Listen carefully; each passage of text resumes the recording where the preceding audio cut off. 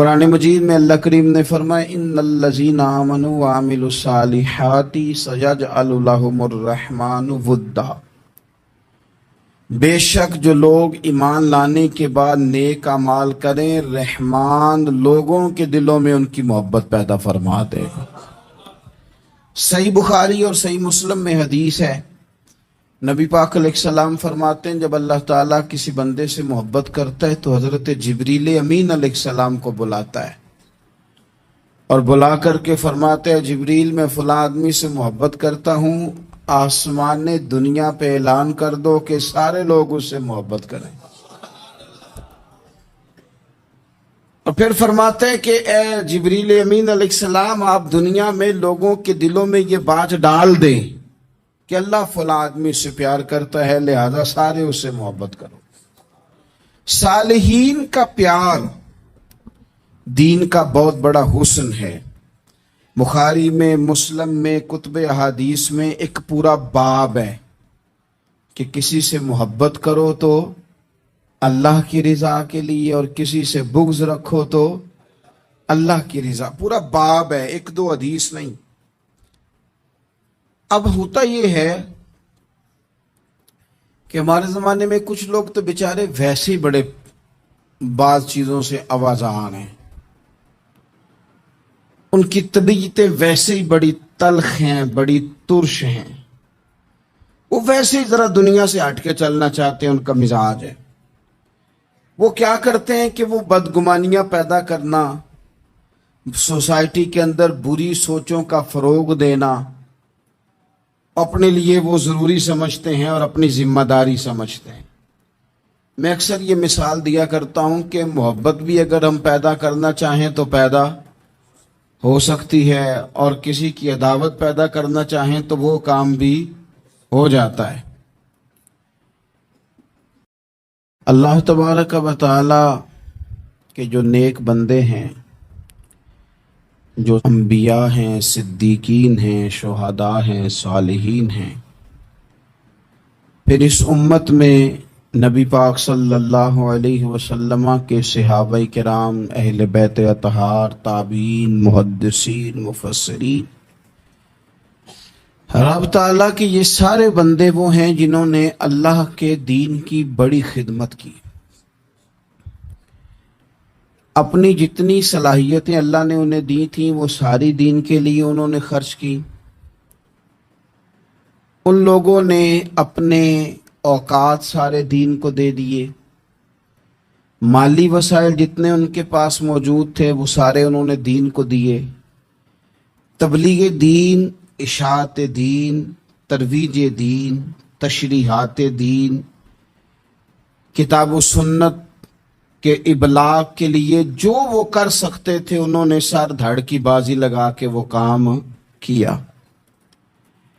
آج جو دین ہم تک پہنچا ہے تو یہ اس دین میں وہ جو مخلص لوگ تھے جنہوں نے صحیح معنوں میں جد و جہد کی تھی، یہ ان کی برکت ہے کہ دین کی تعلیمات اللہ کے فضل سے ہمارے پاس موجود ہیں۔ اللہ تبارک و تعالیٰ نہ اپنے بندوں سے بڑی محبت فرماتا ہے، اور رب کریم تو ساری مخلوق سے ہی بڑا پیار کرتا ہے، لیکن اگر کوئی بندہ نیک بھی ہو، صالح بھی ہو، پرہیزگار بھی ہو، پھر تو وہ اللہ کا محبوب بن جاتا ہے۔ اور رب کریم کی یہ بھی منشا ہے، اللہ تعالیٰ کی یہ بھی رضا ہے کہ جس سے اللہ محبت کرتا ہے نا اس سے لوگ بھی محبت کریں۔ بہو جانا چاہ رہی تھی میکے، اس نے اپنے شوہر سے یا اپنی ساس سے کہا کہ مجھے گھر جانا ہے۔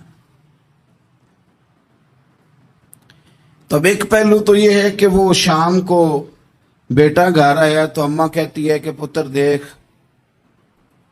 بیٹا نہیں چاہ رہا تھا کہ وہ جائے، تو اماں اس کو اس کی ذہن سازی کرتی ہے، کہتی بیٹا دیکھ تو ہر وقت اپنی ماں کے پاس رہتا ہے، باپ کے پاس رہتا ہے، بہن بھائیوں کے پاس رہتا ہے، تو بیچاری اگر 6 ماہ کے بعد 3 ماہ کے بعد تقاضا کرتی ہے تو اس کا بھی تو دل کرتا ہے نا اپنے ماں باپ سے ملنے۔ اب بچہ نرم ہوتا ہے، وہ شوق سے گاڑی نکالتا ہے، شوق سے چھوڑنے جاتا ہے، اس کے دل میں محبت فروغ پکڑ گئی۔ ایک پہلو یہ ہے کہ اس نے مطالبہ کیا بہو نے کہ مجھے جانا ہے میکے، تو ساس صاحبہ نے شام کو اپنے بیٹے سے کہا کہ کوئی طریقہ تو نہیں نا روز جانے کا، اور جب یہ وہاں سے ہو کے آتی ہے تو اس کا لہجہ ٹھیک نہیں رہتا، پھر یہ اس کو غلط مشورے ملتے ہیں، تو پہلے تو وہ صاحب ویسے ہی لڑائی شروع کر دیں گے کہ جانا ہی نہیں، اور جب بات بڑی بڑھے گی تو وہ جائیں گے تو ساتھ یہ کہیں گے کہ جاؤں گا ضرور ہے پر دروازے پہ چھوڑ کے آ جاؤں گا، میں نے اندر کیوں کہ یہ بھی کسی نے پیچھے سے اس کو بھرا ہے۔ آپ کسی بندے کے بارے میں بھی، کسی کے بارے میں بھی، ہمارے تمام جگہوں پہ اسی طرح ہی ہوتا ہے۔ قرآن پاک پڑھو، نماز پڑھو، عبادت کرو، ختم ہو گئی بات۔ او خدا کے بندو سمجھو، یہ ولی تھے جن کو صحابہ کہا جاتا ہے، ولی ہی تھے جن کو اہل بیت کہا جاتا ہے۔ قرآن پاک کے دفاع کے لیے، احادیث کی حرمت کے لیے، دین کی تبلیغ کے لیے جو میدانوں میں نکلا کرتے تھے انہیں ولی کہا جاتا تھا۔ ولی کا معنی اللہ کا دوست، ان سے پیار کرنا، ان کے لیے اپنے دل میں جذبات رکھنا۔ بخاری مسلم میں حدیث ہے، نبی پاک علیہ السلام نے فرمایا جو دو لوگ رب کی رضا کے لیے آپس میں پیار کریں، جو اللہ کی رضا کے لیے آپس میں پیار کریں، اللہ ان دونوں سے محبت فرماتا ہے۔ آپ غور کریں، اللہ کے نیک بندوں کا پیار۔ سال داتا گنج بخش علی حجویری رحمت اللہ علیہ نے کشف المحجوب شریف میں لکھا ہے، خواجہ حسن بصری کا قول۔ خواجہ حسن بصری تابعی ہیں، حضرت مولا علی شیر خدا کرم اللہ تعالی وجہہ الکریم کے شاگرد ہیں، فیض یاب ہونے والے ہیں صحابہ سے، بڑی باریک بات کرتے ہیں۔ فرماتے ہیں برے لوگوں کی صحبت میں نہ بیٹھنا، برے لوگوں کی باتیں نہ سننا۔ اگر تم برے لوگوں کی صحبت میں بیٹھو گے، برے لوگوں کی باتیں سنو گے تو وہ تمہیں اچھے لوگوں سے بدگمان کر دیں گے۔ تمہاری فکر میں، تمہارے ذہن میں وہ اچھے لوگوں کے خلاف چیزیں بھر دیں گے۔ برے لوگوں کی صحبت اچھے لوگوں سے بندے کو دور کر دیتی ہے۔ تو بھائی اچھے لوگوں کی صحبت میں آئیں گے آپ تو اچھے لوگوں کے بارے میں آپ کی ذہن سازی ہوگی۔ اللہ کے نیک بندوں سے پیار کریں، ان کے ساتھ محبت کریں، ان کے لیے اپنے دل کے اندر اچھے جذبات، یہ ہمارے پاس ہیں داتا علی حجویری، ان کے مزار شریف پہ حاضری دیں۔ دیکھیں غلط کام جہاں ہوتا ہو، غلط کام کو روکا جاتا ہے، اصل چیز کو بدل نہیں دیا جاتا۔ داتا صاحب محسن ہیں اس امت کے، اور ڈاکٹر اقبال نے کہا سید حجویر مخدوم امم۔ داتا صاحب تو وہ ہیں کہ امت ساری کے مخدوم ہے، ساری امت کو ان کی خدمت کرنی چاہیے۔ داتا صاحب رحمت اللہ تعالی علیہ کی کشف المحجوب آپ پڑھیں تو سطر سطر روشنی، جگہ جگہ آپ کے لیے خیر، تعلیمات۔ داتا صاحب نے دین کا کام کیا، ڈیوٹی کی۔ عرس شریف پہ تو میں بھی نہیں جا پاتا، رش بڑا ہوتا ہے، خرافات بھی بعض جگہ پہ بڑی ہوتی ہیں، بعض ایسے کام ہوتے ہیں جو قطعاً نہیں ہونے چاہیے اور ان کی ہر فورم پہ مذمت ہونی چاہیے، پر ہمیں داتا صاحب کی حاضری تو نہیں نہ چھوڑنی چاہیے۔ ہمیں تو کوشش چلیں عرس سے پہلے یا عرس کے بعد، میری اپیل ہے ضرور جائیے گا، اور جا کے نا تو ضروری نہیں کہ آپ کوئی خاص دل کے اندر بات ہی لے کے جائیں۔ آپ داتا صاحب جا کر صرف اتنا کہیں کہ حضور آپ نے جو دین کی خدمت کی ہے، ہم تو اس خدمت پر آپ کو سلامی دینے آئے ہیں، ہم تو صرف سلام کرنے ہیں کہ آپ نے کمال نوکری کی دین کی۔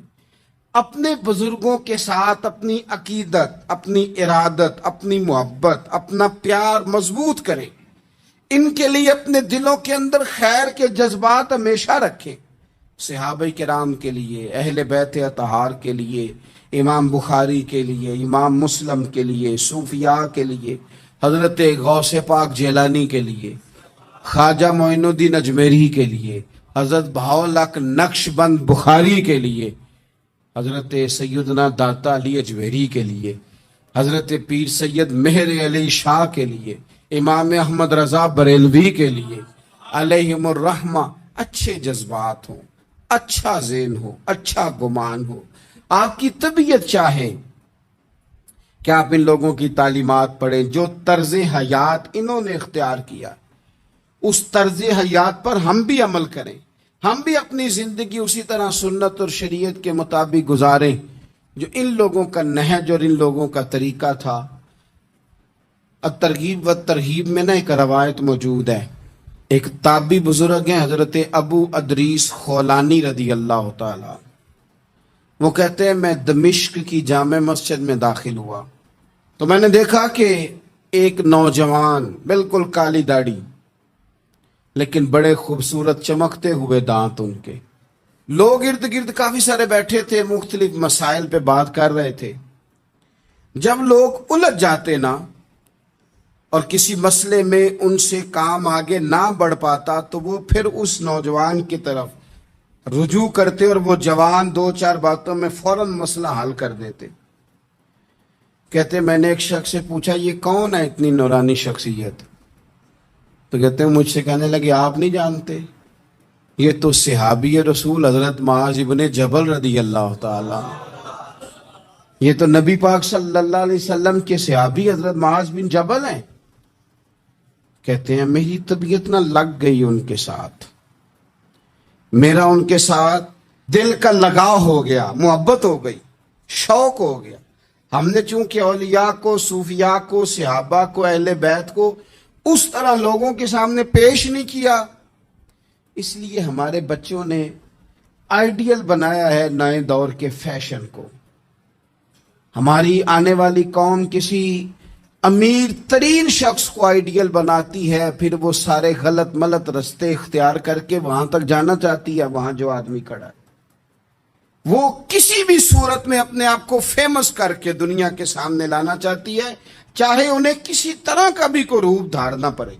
یاد رکھ لیں اور سمجھ لیں اس بات کو، اگر ہم ان لوگوں کی سیرت کو، سوانے کو اپنے گھروں تک لے آئیں تو آپ یقین کریں کہ ہماری نسل کے بچنے کا بہت بڑا یہ ذریعہ بن جائے۔ اب جوان ہے یہ بھی لیکن امت کے مسائل حل کر رہے ہیں۔ حضرت ابو ادریس خولانی کہتے ہیں مجھے ان کی یہ طبیعت دیکھی تو پیار ہو گیا ان سے۔ اس دن تو رش بڑا تھا، میں نے سوچا کہ کل جلدی آؤں گا اور ان سے ملاقات کروں گا۔ کہتے ہیں میں اپنی طرف سے سب سے پہلے مسجد میں پہنچا، لیکن حضرت معاذ ابن جبل تو مجھ سے پہلے مسجد میں موجود تھے اور وہ نفل پڑھ رہے تھے۔ فرماتے ہیں جب وہ فارغ ہوئے تو میں ان کے قریب گیا اور میں نے جا کے کہا حضور مجھے اللہ کی قسم ہو مجھے آپ سے محبت ہو گئی ہے، اللہ کی رضا کے لیے آپ مجھے اچھے لگتے ہیں۔ مشکاہ شریف میں نا ایک حدیث ہے، حضور نے فرمایا جس سے تم محبت کرو نا اللہ کی رضا کے لیے اسے بتاؤ بھی کہ مجھے آپ سے محبت ہے، اسے بتاؤ بھی تاکہ وہ بھی آپ کے لیے اچھے جذبہ۔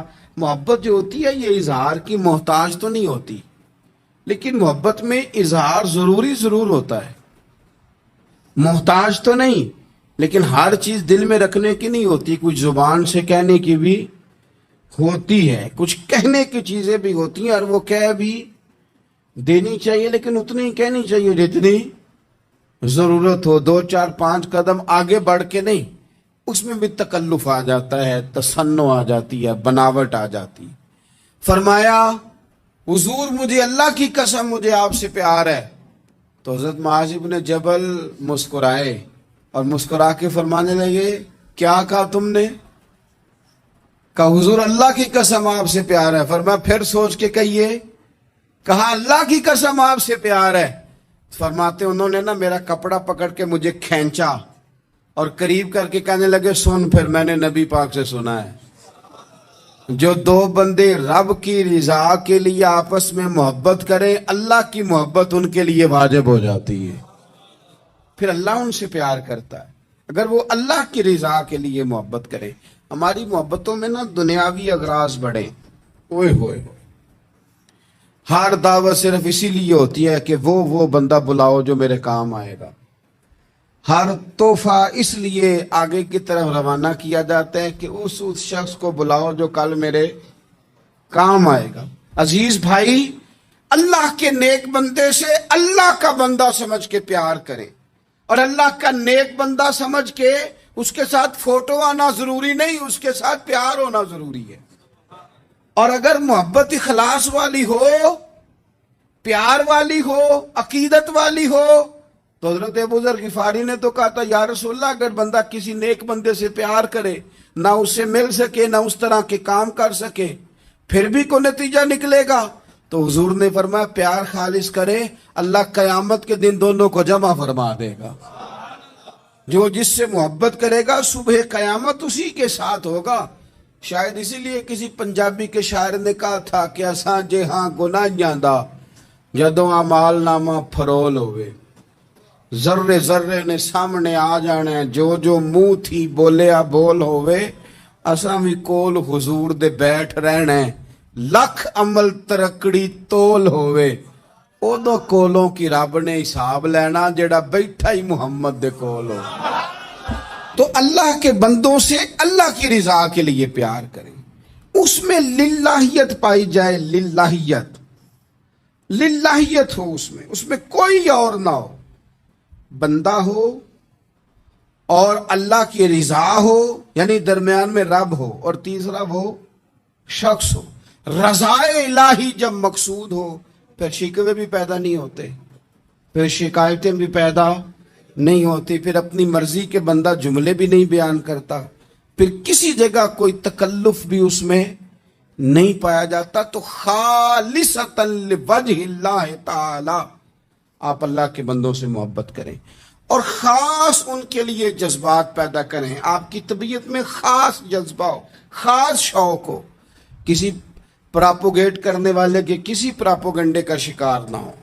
آپ کی طبیعت ہو، طبی میلان ہو، ذوق ہو. حضرت حرم بن حیان تابعی ہیں، فرماتے ہیں جب میں نے یہ حدیث سنی نا کہ نبی پاک علیہ السلام نے فرمایا ہے کہ حضرت اویس کرنی ان کی دعا کی برکت سے اللہ میری امت کے لوگوں کی بخشش کرے گا، اور جب میں نے یہ سنا کہ حضرت مولا علی جیسے لوگ، حضرت عمر فاروق جیسے لوگوں کو جبہ دے کے بھیجا گیا ہے، اور حضور نے بھیج کے کہا ہے کہ اویس سے کہنا میری امت کے لیے دعا کرے، تو فرماتے ہیں میرے سینے میں لو لگ گئی کہ میں حضرت اویس کرنی سے ملوں، میری طبیعت لگ گئی، میرا شوق آ گیا کہ میں خواجہ اویس کرنی رضی اللہ تعالیٰ عنہ سے ملوں. میں نکل پڑا، اللہ کے بندے کے لیے نکلا. حضرت حرم بن حیان کہتے ہیں، اس کو ابن الجوزی نے بھی لکھا ہے، داتا گنج بخش علی اجویری نے بھی لکھا ہے، کہتے ہیں میں ڈھونڈنے لگا حضرت اویس کرنی کو، بڑے شہروں میں گیا پر وہ ملے نہیں. داتا صاحب کہتے ہیں وہ حال والے آدمی تھے، ان پر بھی حال تاری رہتا تھا، اسی کسے دے کچھ نہیں جے لگ دے تے نہ کوئی ساڈا دردی، وہ بھی اپنی کیفیت میں رہتے تھے. داتا صاحب نے لکھا ہے جب دنیا ہستی تھی تو حضرت اویس کرنی رویا کرتے تھے، جب لوگ روتے تھے تو وہ ہنستے تھے. وہ سادہ غذا کھاتے تھے، کسی سے کوئی لین دین نہیں، اپنے طرز کلام، اپنی زندگی. یہ لوگ بھی بڑے شاندار ہوتے ہیں. فرماتے ہیں کہ وہ اپنے حال میں رہتے تھے. حضرت حرم بن حیان کہتے ہیں میں نے بڑی جگہ ڈھونڈا، پر میں جہاں جاتا لوگ کہتے ہاں گندمی رنگ والے، ہاں جن کے چہرے پر کچھ برس کے داغ ہیں، وہ جن کا چہرہ اور وجود بڑا روب والا، وہ اویس کرنی. کہتے ہیں میں ڈھونڈتا جس شہر میں جاتا لوگ کہتے وہ آئے تھے پر چلے گئے. وہ کسی نے کہا تھا نا اویسیوں میں بیٹھ جا، بلالیوں میں بیٹھ جا، صفیں تو سب بچھی ہیں تو عشق والیوں میں بیٹھ جا. فرماتے میں وہ صفیں تلاش کرتا، ڈھونڈتا، نہ ملے مجھے. بالآخر میں عراق پہنچ گیا، نہر فرات کے کنارے ساری دنیا سے علیحدہ ہو کے وضو کر رہے تھے. کہتے ہیں میں پیچھے کھڑا ہوں، میں نے جا کہا السلام علیکم، تو حضرت اویس کرنی چہرہ اٹھا کے کہنے لگے وعلیکم السلام حرم بن حیان. تو میں نے کہا حضور آپ مجھے جانتے ہیں؟ فرمانے لگے عارف تو روحی من روحی کا، میری روح تیری روح کی جاننے والی ہے۔ کہتے ہیں میں نے کہا حضور کو نصیحت کر دے، تو فرمانے لگے پہلی نصیحت تو یہ ہے کہ آج کے بعد مجھے ملنے نہ آنا، میں نہیں پسند کرتا، میں تنہا رہنا چاہتا ہوں، مجھے نہیں شہرت اچھی لگتی، میرا نہیں دل کرتا لوگ میرے پیچھے بھاگیں، آج آیا ہے آج کے بعد نہ آنا، بس چھوڑ دے مجھے میرے حال پہ، میں اپنی زندگی اپنے حساب کے مطابق گزارنا چاہتا ہوں، تو آج کے بعد نہ آنا۔ اور پھر فرمانے لگے اگلی نصیحت یہ ہے کہ جو رب نے تجھے دے دیا ہے نا اس پہ راضی ہو جا،